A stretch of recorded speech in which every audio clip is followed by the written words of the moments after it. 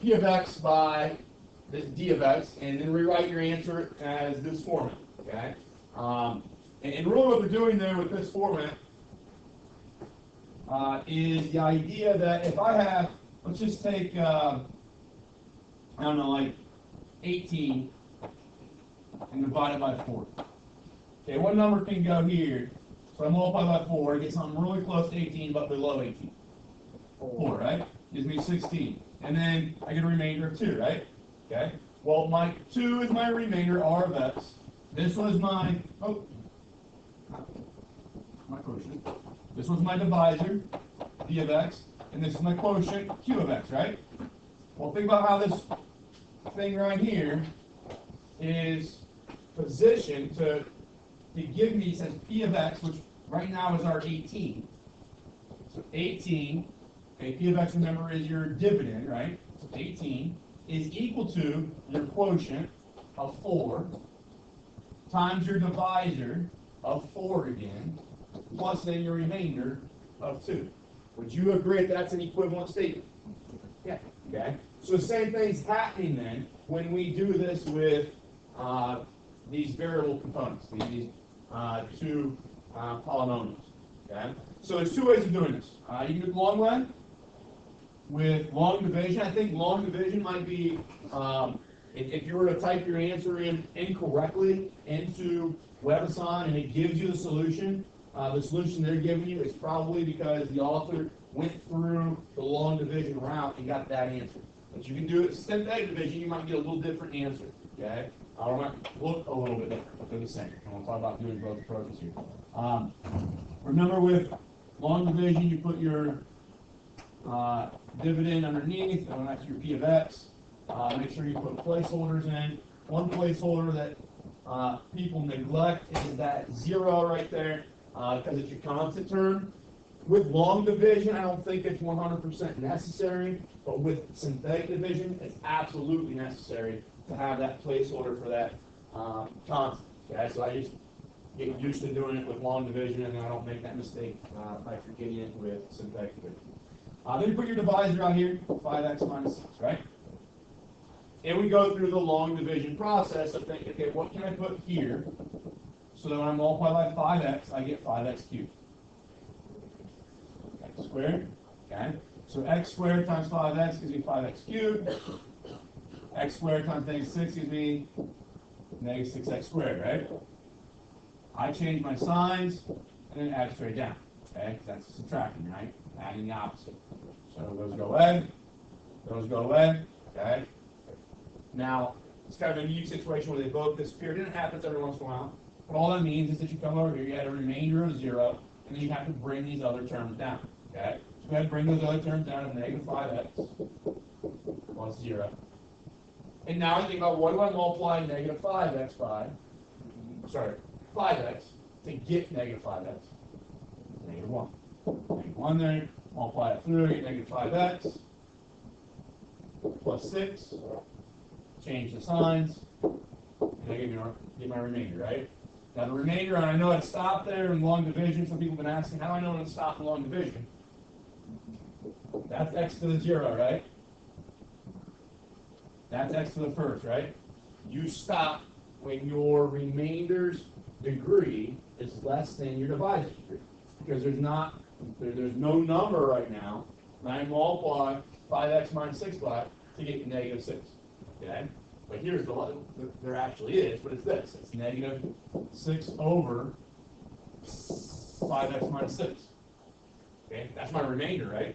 That's how I write a remainder. Like, we did the last one. It was, I guess that one with 18 and 4, it was 4, the remainder of 2 over 4, right? Okay? So here, if you were to take this thing here and multiply it by this, what's negative 6 times, negative 6 over 5x minus 6 times 5x minus 6? Negative 6, right? Okay?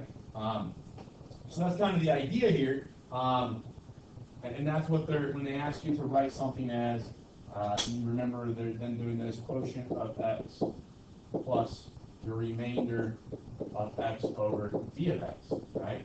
Remember doing that one? Yeah, that format?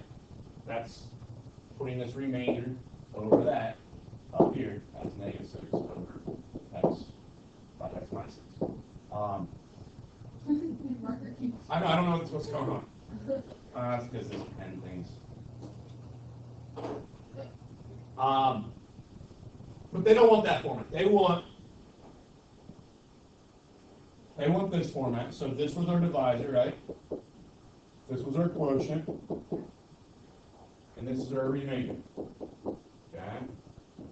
A lot of people aren't going to put that x to the 0 there. So we now take that and kind of form fit it into this. So p of x was equal to your divisor, which we said was 5x minus 6, times your quotient, which was x squared minus 1, minus your remainder, or plus your remainder, and our remainder was negative, so minus 6. And that gives us then our p of x divided by that d of x. Right? In that format where if I go through and I FOIL this out, and subtract 6 from that, I get back up this original p of x. Okay. Does that make sense? The whole grand scheme of why we're doing this and why we're practicing this is in the event that we hope that negative 6 becomes 0. Because when that becomes 0, then we're taking a polynomial and divide it into a combination of linear factors and maybe hopefully other linear factors, or in this case a linear factor and a quadratic factor.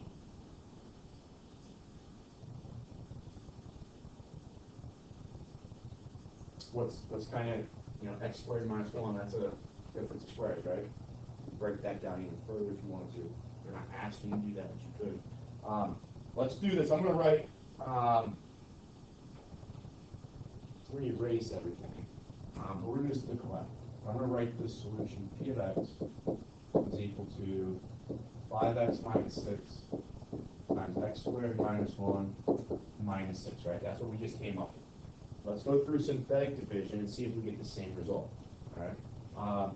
The only thing with synthetic division, like I said earlier, is that you have to make sure that you pay attention to that constant term right there. And I'll explain why when we get to that portion of the synthetic division, when we get to that last multiplication step. But now, the only thing that you might struggle with here is what goes in that box. Okay? Because everything we put in that box would be like, if they gave me like x minus 6, and we put the 6 in there, right? Okay? There's x minus 2, and we put 2 in there, okay? But it's 5x minus 6 now. Well, what goes in that box is what we think may, or it may not be, but it's the 0 that comes from that factor, right? So if I was 5x minus 6, and I solve that for 0, okay, I get x to be, what, 6/5? Make sense, everybody? That's what's going to go in the box. Right. Now, you might think, oh, this is multiplication by fractions, that's going to be kind of bad, right? But every one of your questions here is kind of designed to allow that multiplication to be a little bit easier than what you might think about at the onset, okay? So when I bring that 5 down, okay, I have 6/5. That denominator is multiplied by that numerator. What happens to those two things? Cancel out, right? It gives you just 6.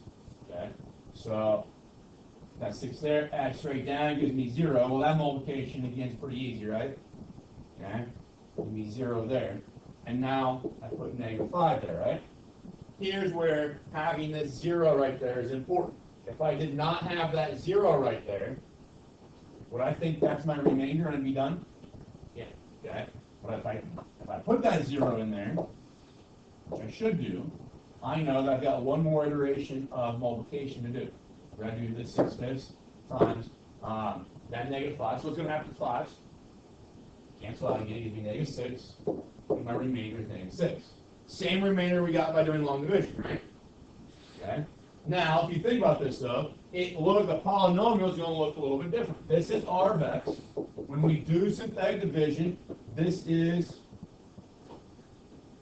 your quotient, and x minus that would have been your divisor, right? Okay. So I'm going to write this in the format they're asking for.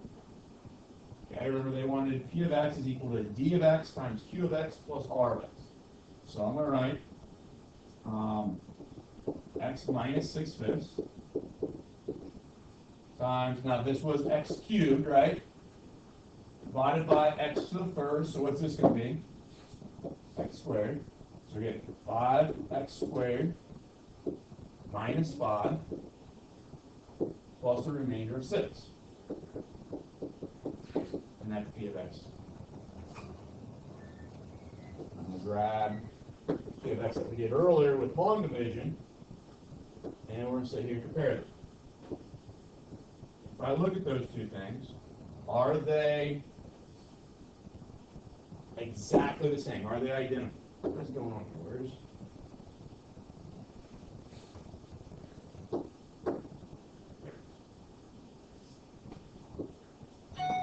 Are those two things identical? Is the red one word or number for number, letter for letter, the same exact thing as the blue? No, right? And what this has a factor of x minus 6/5. This one's got a factor of 5x minus 6. Okay? But this, think about taking this 5 out here. Can I factor 5 out of there? Okay? Factor 5 out of that blue one, and you get 5x minus 6/5, right? And x squared minus 1 minus 6. This is a product of three numbers, correct? So if I had like 2 times 3 times 4, can I rewrite that as 8 times 3? Can I rewrite it as 2 times 12? Can I go 6 times 4? Okay. So I can pair up any two of those and multiply them together, right? Well, same thing happens here then. I can pair up any two of these three numbers and multiply them together. So what if I take the 5 times this stuff? Does that give me x minus 6/5? And then 5x squared minus 5 minus 6? So does that prove to you that these two things were in fact the same? Okay? It's just that 5, that factor of 5, is in a different spot. It's inside one of the different factors in the red one compared to the blue one. But it doesn't matter. Okay? But I did have questions yesterday. Somebody knew that they could do long division, and they knew that they should be able to do synthetic division, and they were using synthetic division to verify their answer, and they were getting two different looking polynomials. But with a little bit of legwork, you can see that they are in fact the same. Does that make sense? Okay. So that's, I think question 5 and question 6 were kind of that way.